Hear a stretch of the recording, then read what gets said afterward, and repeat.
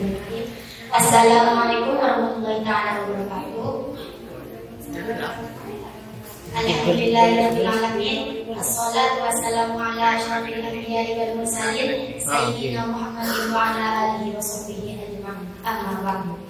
Yang saya tampili pengasuh Pondok Pesantren Nurul Islam, yang saya muliakan Ketua Yayasan Pondok Pesantren Nurul Islam, yang saya hormati Kepala Madrasah Aliyah Nurul Islam, yang saya hormati pula Ibu Siti Fatimah SMPD selaku pembimbing makalah saya beserta Dewan Peninjau pada pagi hari ini. Saya di Dr. Ramadhani dari kelas 12 IPA 2 akan presentasikan makalah saya yang berjudul mendeskripsikan penyebab terjadinya belvasi. Next. Yang melatar belakangi iklim merupakan suatu hal yang terjadi di bumi dan dapat jenis dan persebaran tumbuhan, hewan, kesehatan, dan kemampuan hidup manusia. Mengingat kondisi iklim di Indonesia ini yang semakin panas, orang-orang membutuhkan alat pendingin ruangan. Salah satunya adalah AC dan kipas angin. Namun, penggunaan AC dan kipas angin sangat berdampak buruk bagi kesehatan. Hal tersebut dapat memicu kelemahan pada otot wajah sehingga fungsional wajah terganggu. Salah satu adalah belvasi. Belvasi merupakan kelemahan yang tiba-tiba disebabkan oleh kerusakan syaraf pada wajah. Ketika syaraf rusak di satu sisi otot wajah. Next. Dalam menjelaskan latar belakang kiat, saya mempunyai 4 rumusan masalah. Yang pertama, bagaimana deskripsi penyakit belvasi? Yang kedua, apa faktor penyebab terjadinya penyakit belvasi? Yang ketiga, bagaimana efek samping jika menderita penyakit belvasi? Yang keempat, bagaimana upaya penyembuhan penyakit belvasi? Next. Pada pembahasan yang pertama adalah definisi belvasi. Belvasi adalah kelemahan yang terjadi pada satu sisi otot wajah atau tumbuhan wajah yang tiba-tiba disebabkan oleh kerusakan syaraf wajah. Syaraf wajah mengontrol otot-otot pergerakan. Ketika syaraf rusak di salah satu sisi otot wajah akan terkena lemah atau lumpuh. Next. Pada pembahasan yang kedua adalah faktor penyebab terjadinya belvasi. Di sini faktor penyebab terjadinya belvasi dibagi menjadi 5 teori, yaitu teori iskemik vaskular, teori infeksi virus, teori herediter, dan teori imunologi, dan yang terakhir teori lingkungan. Yang pertama, teori iskemik vaskular. Teori ini terjadi karena gangguan regulasi sirkulasi darah ke nervus, terjadi vaskontraksi arteriole yang melayani nervus sehingga terjadi iskemik. Dan yang kedua, teori infeksi virus. Belvasi disebabkan oleh adanya infeksi virus dengan bukti secara tidak langsung adanya riwayat penyakit virus sebelumnya. Yang ketiga adalah teori herediter. Teori herediter di sini terjadi karena kanalis vasilis yang sempit pada keturunan atau keluarganya, sehingga menyebabkan predisposisi belvasi sangat rentan. Dan yang keempat, teori imunologi. Ini terjadi akibat reaksi imunologi terhadap infeksi virus yang timbul sebelumnya atau setelah pemberian imunisasi. Yang kelima, teori lingkungan. Terdapat bukti bahwa faktor-faktor lingkungan salah satu sebab terjadinya penyakit belvasi yang sangat sering terjadi.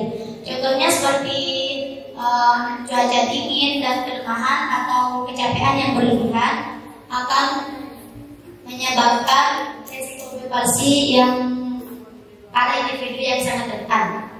Next. Pembahasan yang ketiga adalah efek samping terkena belvasi. Di sini ada beberapa efek samping terkena belvasi, di antaranya adalah kelemahan pada wajah. Kelemahan pada wajah 1-2 sekitar 10 orang penderita belvasi mengalami kelemahan pada wajahnya, seperti menjadi permanen. Selanjutnya, gangguan otot kelopak mata. Penderita belvasi mengalami gangguan pada otot kelopak mata ketika mereka menutup mata dan membuka mata, sehingga mata terjadi iritasi. Selanjutnya, gangguan bicara. Penderita bel palsi mengalami gangguan pada saat bicara, bersiul, memakan, dan meminum detak. Selanjutnya, gangguan indera perasa. Penderita bel palsi mengalami gangguan pada indera perasanya. Selanjutnya, rasa nyeri. Penderita bel palsi sering mengalami rasa nyeri di bagian rahang dan di belakang telinga dan pada bagian wajah yang terkena lumpuh. Selanjutnya, sakit kepala. Penderita bel palsi sering mengalami sakit pada area kepala. Selanjutnya, pendengaran yang lebih sensitif. Penderita bel palsi mengalami pendengaran yang sangat-sangat sensitif. Selanjutnya, mata kering. Penderita bel palsi mengalami kekeringan mata, sehingga mata sering sekali terjadi iritasi. Selanjutnya, otot wajah berdegup. Penderita bel palsi selalu mengalami otot wajah yang sering berdegup. Selanjutnya, air yang menetes. Penderita palsi mengalami air yang menetes seperti mengiler, baik maupun berbicara ataupun ketika tidur. Next, pembahasan yang terakhir, upaya penyembuhan penyakit bel palsi. Sebenarnya bel palsi tidak membutuhkan tindakan medis lainnya karena dapat sembuh dengan sendirinya. Namun, jika meninggalkan gejala yang berat, harus segera ditindaklanjuti oleh dokter ahli terapi fisik tertentu. Dengan beberapa medis diantaranya adalah terapi obat-obatan, fisioterapi, suntik botol, integrasi, atau perawatan mandiri di rumah. Yang pertama, terapi obat-obatan. Beberapa obat-obatan yang kerap digunakan untuk penderita bel palsi adalah salah satunya obat kortikosteroid untuk meredakan peradangan atau pembengkakan pada syaraf wajah. Selanjutnya, obat antivirus. Obat antivirus digunakan ketika pasien bel palsi terkena oleh infeksi virus, seperti obat acyclovir dan valciclovir. Obat tersebut dapat dikombinasikan dengan obat kortikosteroid. Yang kedua, fisioterapi. Fisioterapi adalah salah satu pengobatan bel palsi yang bertujuan membantu mengoptimalkan proses pemulihan fungsi syaraf dan otot wajah. Terapi ini dapat dilakukan oleh ahli terapi fisik dengan cara memijat atau melatih otot-otot wajah pasien. Yang ketiga, suntik botok. Suntik botok di sini adalah botulinum toksin. Terapi yang bertujuan untuk melemaskan otot yang serta mengurangi gerakan atau spasme otot yang tidak diinginkan atau menjadi permanen. Terapi ini dapat memudahkan penderita yang kesulitan mengunyah serta membantu memperbaiki kesejajaran wajah seperti sedia kala. Yang keempat, tindakan operasi. Operasi menjadi salah satu metode penyembuhan penyakit bel palsi untuk memperbaiki gangguan syaraf yang terjadi pada jangka panjang. Pada sebagian besar, operasi plastik mungkin akan membantu untuk memperbaiki gangguan syaraf yang terjadi secara permanen. Yang kelima, perawatan mandiri di rumah. Adapun perawatan mandiri di rumah yang dapat dilakukan sendiri, yaitu dengan cara menggunakan kacamata siang hari atau pelindung mata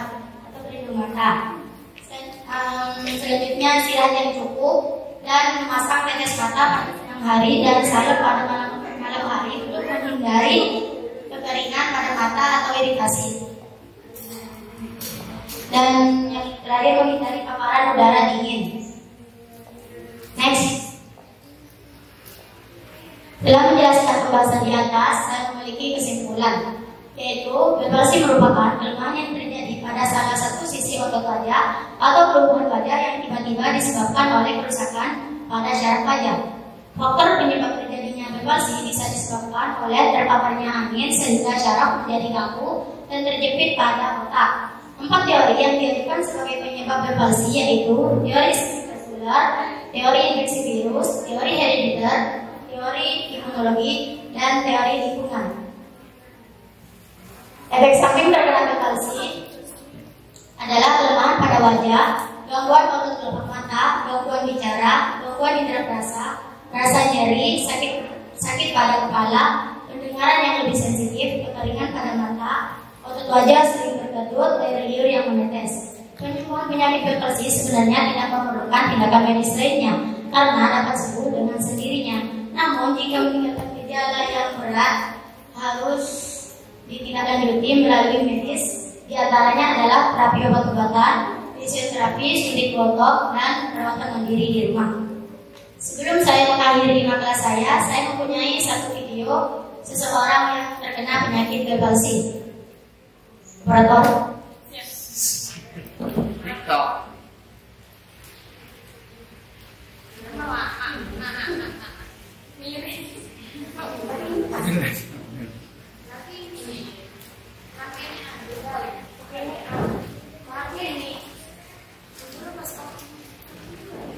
Sudah. Ulang operator.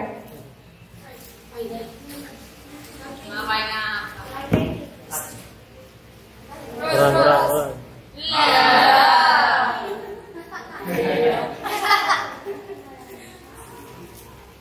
Ya joget. Sudah.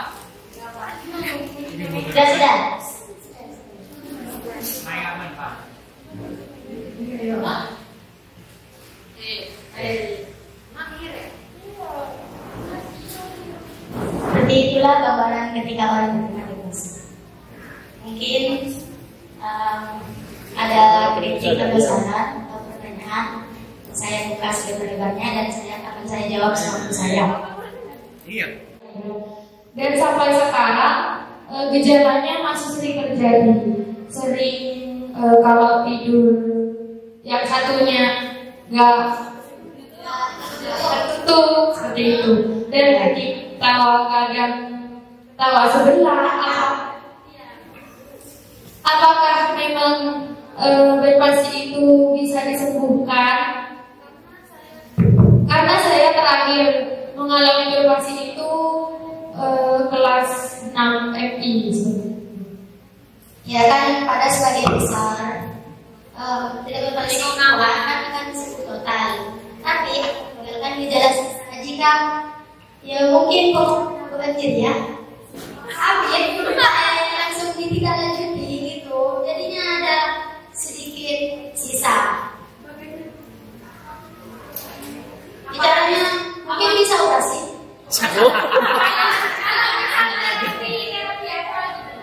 Ya terapi mandiri bisa, tapi ya kompres dengan air hangat bisa, terus ditarik pada bagian gigi gitu. Ya pokoknya sering dipijit lah.